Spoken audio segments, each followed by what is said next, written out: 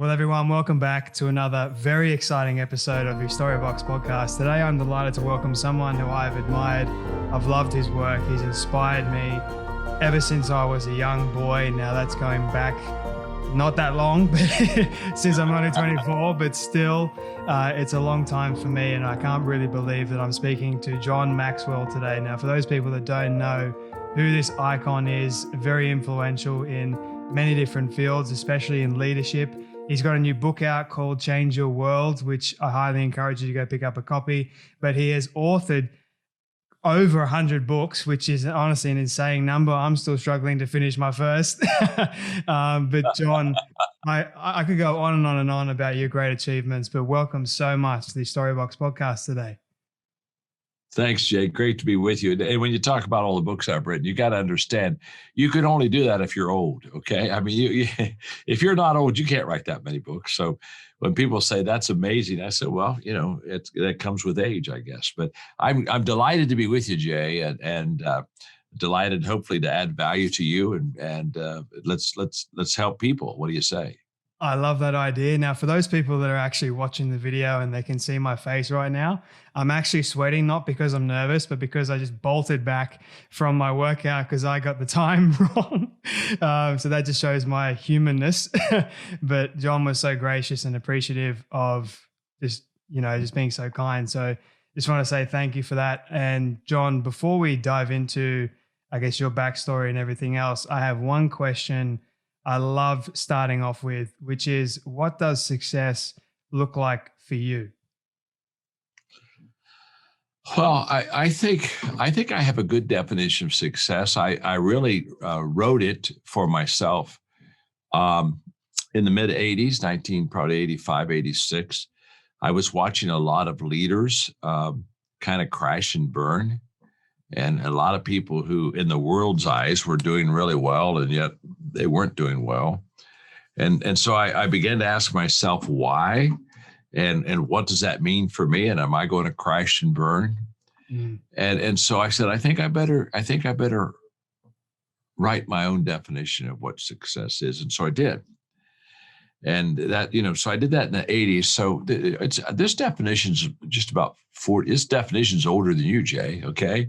But here's what I think success is. I think success is the people that know me the best, love and respect me the most. I think that's success. I think that, the people that are with me all the time, they know me. And they know if I'm the real deal or not. They understand that. And I think there's something wonderful when people who know you the best love and respect you the most. And I think there's something really terrible when people who don't know you well love and respect you more than people who know you well. And that definition of success has kept me, I think, very centered. And it's never allowed me to get carried away with trying to develop a fan base or, I know who I am. My name's John. I'm your friend. I'm comfortable in my own skin. And I just take great pride in the people who are the closest to me. I think love and respect me the most. I take great pride in that because I think that they know me. They know all my weaknesses. Hey, they know when I'm working out instead of, starting a podcast. I mean, they got all that. They see they see me fail and miss continually. So they know me. And yet when they respect me and love me, that I think that's major. I think that's what success is to me. Is there a story behind how you came to realize this? Was there like sort of this catalyst moment for you that you just sort of like, oh, that's really important to me, my friends, my family, how they see me? Well, yeah, the story is, without naming names, I just was watching people that I respected mess up. And then I was watching a lot of my friends that kind of started the journey and they were already disqualifying themselves and kind of exiting. And I just said, wait a minute. And what would make a person do this? What makes me lose my gravitas? What makes me lose my centeredness? What makes me kind of, get distracted or whatever? And I said, I just better realize that when I'm done with this, with the books being written and the standing ovations, I got to go home. Mm. And that's where it counts, the love and respect. And it's just it's to me now, I think everybody needs to write their own definition of success. I think it's possible to have several good definitions, but for me, that one just kind of holds me steady. Mm. So speaking about impact and the people that mean the most to you, is there a specific person in your life who has made the greatest impact, whether it be mentally, physically, emotionally, or spiritually? Well, yes, the person who's made the greatest impact on my life, Jay, is my father, Mm. who is a terrific leader, a great man, who taught me so many principles and values that allowed me to do well in life. Mm. And in fact, he just in last year, July 4th, he just passed away. He was Wow. 98, and he just he told me a lot of great things, but he showed me how to be I think a good person. In fact, 2 days before he died, I was with him, just the two of us, and I spent about 4 hours that day. And I would on my iPhone write a lesson that I would put a lesson he taught me. Then I would say, "Now, Dad, this is a lesson you taught me, and this is when you taught it to me. This is what I've learned from it." And I spent the most wonderful, afternoon with him, just going over all the lessons he taught me. And then later on, after he passed away, I did a podcast. I don't know. I think maybe it was in 3 different sessions, if I can't really remember, but of all the things that he taught me. And oh my gosh, we had 1.5 million people follow it. It was kind of wonderful. So anyway, he had the greatest influence on my life of any, but I've had a lot of wonderful mentors in my life. It's not just been one person, but my dad would be first. I can say that you've been a mentor to me from afar with your works on leadership. You've written countless books on leadership, as well as you got the new book now called Change Your World. And Yes. I want people to know, why is that book important right now? Why did you decide to write this particular book right now? Well, first of all, I've been writing this book all my life. It just is now coming out. And what I mean by that is when I was literally in my 20s, I received a gift from one of my staff members for Christmas, and it was a book, and the title was The Greatest Story Ever Told. Yeah. And I love to read. I thought, oh, this will be amazing. I opened up the book, all the pages were blank, and I looked at her and I said, Eileen, it says The Greatest Story Ever Told, and yet the pages are blank. And she said, go to the first cover, under the first cover there. And there she'd written me a note. And basically she said, John, your life is before you. You write on these pages your hopes, your dreams, your desires. You write your story and make it the greatest story ever told. Mm. And I took that book home, and the next morning I started writing. And the first thing I wrote the first day on the first page was, I want to make a difference. Mm. And I didn't know how to make a difference. I didn't know when I was going to make a difference. I just know I wanted to make a difference. And so when people ask me about this new book, Change Your World, they say, John, how long did it take you to write this book? I tell them, well, it took me my whole life. This book is as much who I am and what I've learned and what I'm passionate about as anything that I've ever written. And I wrote it with Rob Hoskins, who's a terrific friend and writer too, who's had a lot of experience in transformation. And so I'm very excited. I'm very excited about the book because it's not called Change the World. That's too overwhelming to us. It's Change Your World. And it's a simple book on how do you go to your friends, your family, the people you work with, and how do you bring a change within their life? How do you change the world in which you live?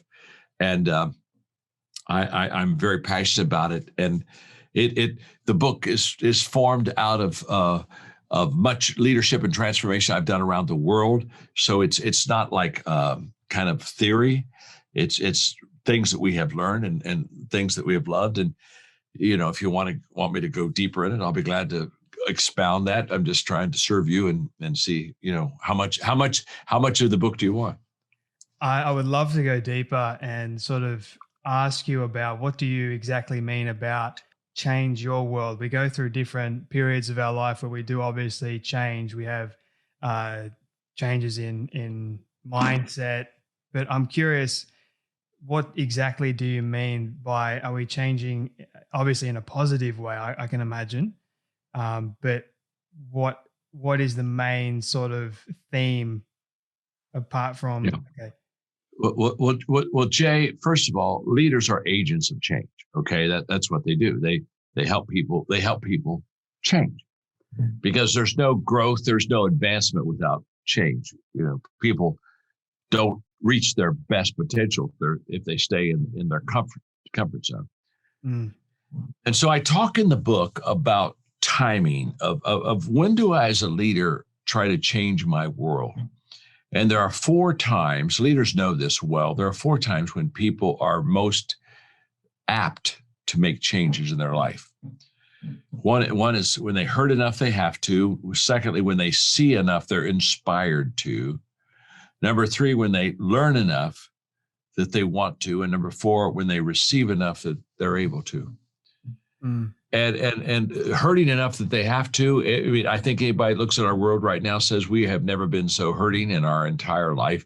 So people are saying, what am I going to do? So they're ready to make changes because they're out of their comfort zone. The book itself is to be an inspiration to inspire people to make changes. I talk about hope in the book. And I talk about the fact that hope has 2 beautiful daughters, anger and courage. Anger at the way things are, and courage to make a difference. mm, And so I tell people, if you're kind of angry about the way things are, but you want to be courageous and make a difference, this book is for you. And so then I give them a game plan. Change your world is a game plan. It's I mean, like if I'm a coach, this is my game plan. This is how I take my team to victory. And the essence of the book, Jay, is very simple. Transformation and change happens when people learn and live good values. mm, And what happens is when they learn and live good values, they become more valuable. They become more valuable to themselves. They become more valuable to others. And now all of a sudden, there begins to be this transformation that starts to be contagious. So we talk about values in the book, and really where that came from was back in early 2000, 2001, 2002 in America. We had corporate scandals with Enron and companies that were just not trustworthy at all. And Time Warner, my publisher at the time, asked me. They said, "We want you to write a book on business ethics for us." And I said, "Well, I can't." They said, "Why?" I said, "Because there's no such thing as business ethics." And they said, "What do you mean?" I said, "Well, there's just ethics. There's just ethics. You either have them or you don't. Now, if you have them, they work in business. Oh, happy day." So so it's and so he said, "Well, can you write this book?" And I said, "Well, I don't know. I kind of doubt it, to be honest with you, because if you're going to write a book on what's right, you have to have some kind of a sense of truth and what's truth, and in a culture that doesn't have any kind of absolutes or truth, boy, that's all, that's like putting Jello and trying to nail Jello to the wall." So we worked on it for about a month, our research team, and we came up with the conclusion that we could write the book based on the Golden Rule, that the Golden Rule was accepted in every country, every culture, and every religion. mm, So we thought, okay, this is kind of common ground. So we wrote the book on the Golden Rule, which is a value. It's treat others as you would like to be treated. mm, Well, it's amazing, as that was my eureka moment. I did that to write a book. What I didn't know is that would immediately do a paradigm shift in my life, and that I would begin to say, when people lose their way, they lose their way not because the laws are good or bad. They lose the way because their values are not what they should be. mm, And so all of a sudden I said, I'm going to begin to help people learn and live good values, because if I can do that, it's going to really add value to the country, to the culture. And so that got me on the values track. And then when we started teaching values in small groups, and the key on this, Jay, is small groups. mm, Transformation happens, one table at a time. Okay, 6 or 8 people discussing a value. Here's what I've learned. Wow, I tried this. This interaction is really major in helping people bring about change. A few years ago, I did the opening session for the United Nations and on leadership, and so to all of the ambassadors, I realized that I had a challenge, and the challenge was different governments, some dictatorships, different cultures. My gosh, you talk about diversity, and what can I do? Talk about leadership that would bring them all under the same umbrella, the same tent. And so I did a teaching that day on three questions that followers ask their leaders. And those 3 questions are: do you care for me? Can you help me? And can I trust you? Mm. And these are the 3. If you're following, you're looking at that person and you're saying, do you care for me? It's all about compassion. Can you help me? That's all about competence. Can I trust you? That's all about character. And when I finished that teaching that day, I thought, wow, I'm on to something here. Now, here's what's beautiful about small groups. Those 3 questions: do you care for me? Can you help me? Can I trust you? Do I trust you? Those 3 questions are best answered in small groups. That you find out real quickly the answer to those 3 questions. So transformation happens in small groups with values. And so what we did is we've got 25 values. We've been in several countries. We were invited by the president of Guatemala, so we went there first. We were invited by the president of Costa Rica. We went there. We Paraguay, and now we have 23 presidents of countries that are wanting us to come in, because it's becoming known that these values are transformational. And so we've done it for like 7 years. We've had well over, a couple million people in round tables now. And we have school curriculum for kids called I Lead, and which is all about values, how to lead based on values. And I was just with the Secretary of Education in Guatemala, and she said that these kids, what they do is they teach it in tables again, groups of 6, maybe 7 children around a table in a classroom. And she said the teachers are telling me across the country that within 3 weeks they can see the change in the students' behavior. And it's because they're learning these good values. So we're very excited about it. And the only thing you're ever going to have to buy is the book, Change the World. And so if you get the book, here's what I want you to know. We have in it a way for you to well, first of all, you can take a values assessment test. In fact, it's free. If you just go to changeyourworld.com, I think that's correct. Isn't that correct? Changeyourworld.com. If you just go to changeyourworld.com, we have a values test that you can take where you can find out what values are important to you. And then we have, if you want school curriculum for your kids, we've got school curriculum for your kids. It's all free. If you want, we've got major donors that have helped us in this area. If you want to do an adult roundtable, you can do it and witness change and beautiful transformation right in your own backyard, in your community. So I'm very passionate about it. And America is in such desperate situation, and we need it so bad. So we're now launching in America and Australia and around the world. And so I hope all of our friends will get the book and take the free assessment, and then get the material, the small group material, and start roundtables, start transformation tables.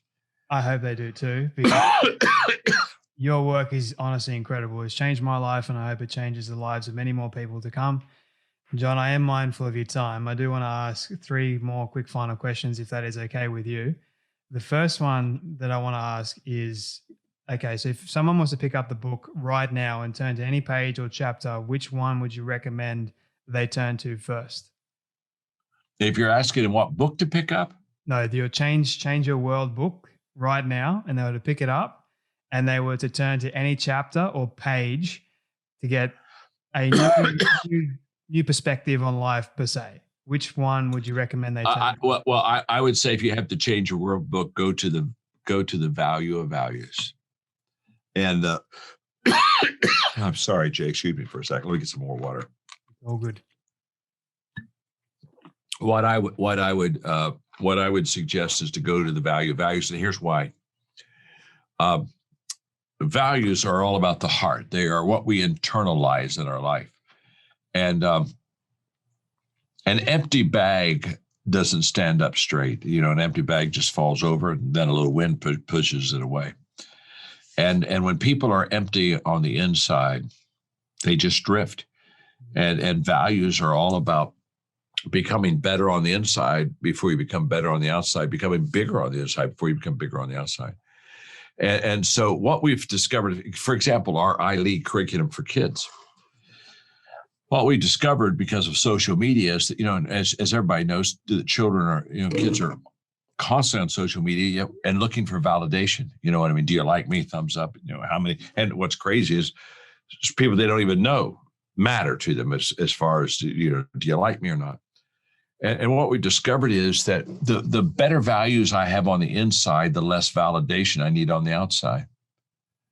And the less values I have on the inside, the more validation I need from the outside. And so one of the ways that help people get over some of these issues is for them to learn and live and teach good values. So there is a values lift that happens.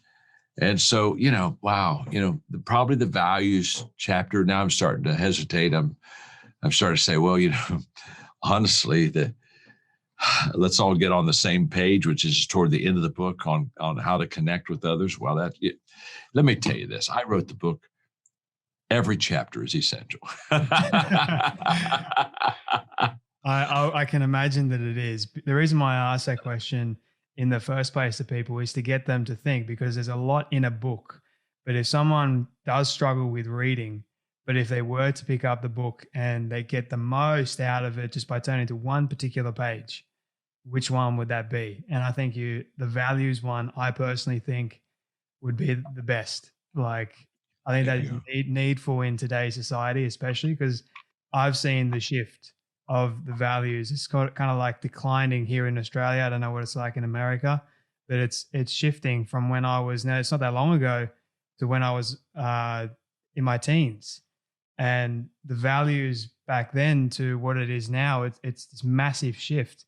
So I think leaders like you still coming out with these amazing works is going to be very essential and very helpful for a lot of young people, especially, and even just giving people that are in middle age a reality check, I think. So thank you, John, for all that. My final question for you, because I know your time is very valuable. This is my all-time favorite question that I ask everyone at the end. It's a hypothetical one, but I want you to imagine with me for a moment that you've been able to reach the age of 100.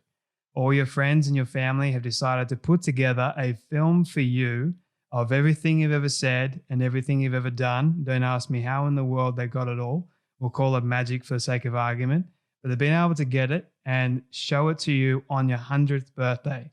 What do you want that film to say and to show about your life? Well, I want I want the film to say that I valued people and that I intentionally added value to them.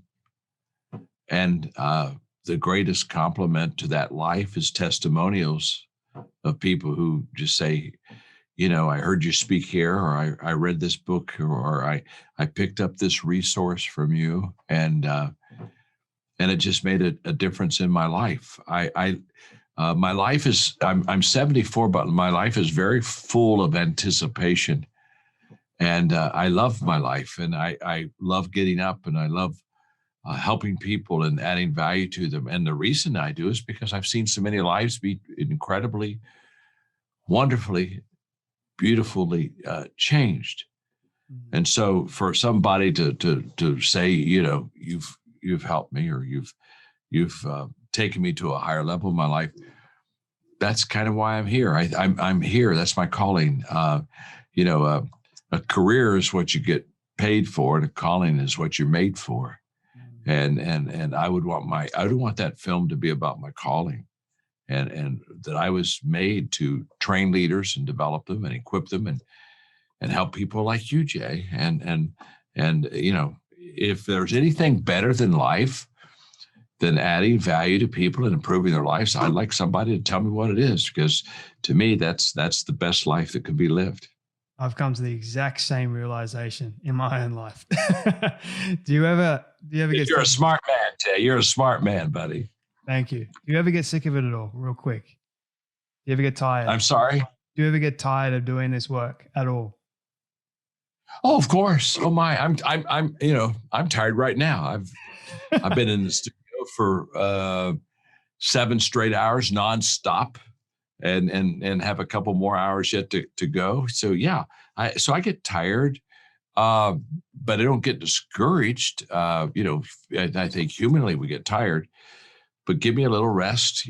People ask me how I can go at the pace I go, and I smile and I say high energy and low IQ. And that's the perfect storm. I mean, if you had a high IQ, you wouldn't do all the stuff I do. If you had low energy, you couldn't do. But boy, when you have high energy and low IQ, it's just perfect. It just allows you to keep on.